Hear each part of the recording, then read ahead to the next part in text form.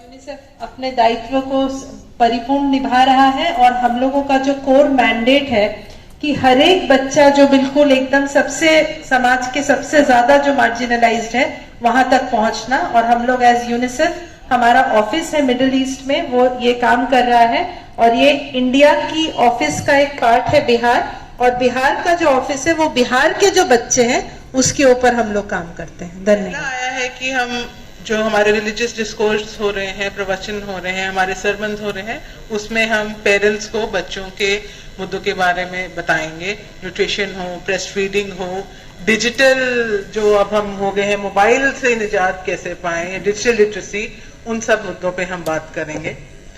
जैसे कि अभय ने प्रेजेंट किया डेटा, ऐसे ही जो लेटेस्ट डेटा है वो यूनिसेफ है आप लोगों के साथ रेगुलरली इस प्लेटफॉर्म के माध्यम से शेयर करेगा। कुछ भी नई रिसर्च होती है कि हम क्या क्या कर सकते हैं बच्चों के लिए, तो वो भी। फिर ये बात भी आई कि खाली हमें प्रिवेंशन की बात नहीं करनी है, हमें रूट कॉज तक जाना है एंड सॉल्यूशंस पे भी काम कर रहे हैं। यूनिसेफ की ओर से, सरकार की ओर से हर समस्या के दो पहलू होते हैं, एक निवारण यानी प्रिवेंशन, दूसरा निदान यानी उसका सोल्यूशन। तो जहां तक बच्चों की जो समस्याएं हैं उनके निवारण में यूनिसेफ का भी, सरकारों का भी बहुत बड़ा योगदान रहा है। इसका नतीजा हम लोग देखते हैं, पोलियो करीब करीब खत्म है और बीमारियों पर भी बहुत कुछ हुआ है।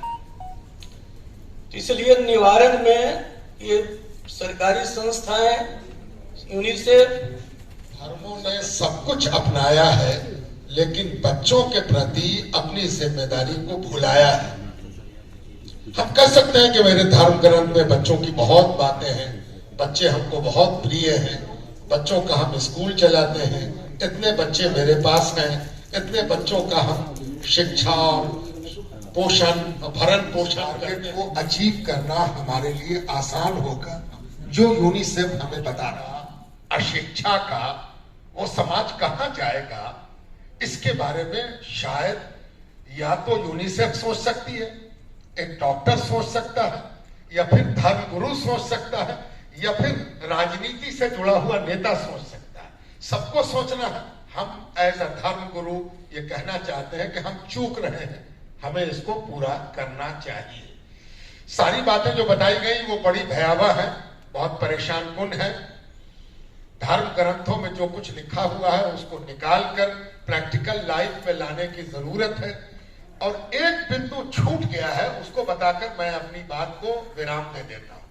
वो बिंदु छूट ये रहा है कि कुपोषण हुआ, अशिक्षा हुई।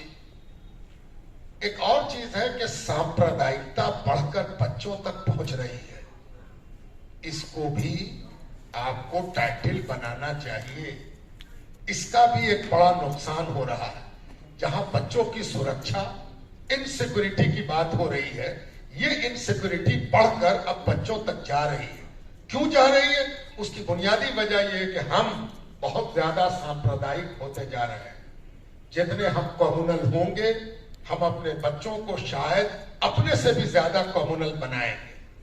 तो हमें इस बात की चिंता भी करनी है कि हमारा बच्चा स्वस्थ भी हो, शिक्षित भी हो, कुपोषण से बचा हुआ भी हो और सांप्रदायिक ना हो। इन्हीं बातों के साथ मैं समझता हूं कि बहुत सारी बातें। Thank you everyone. आप सबके जो विचार हैं, जो यहाँ पे बातें निकल के आई हैं, उन सब के लिए, आपके समय के लिए बहुत बहुत बहुत धन्यवाद।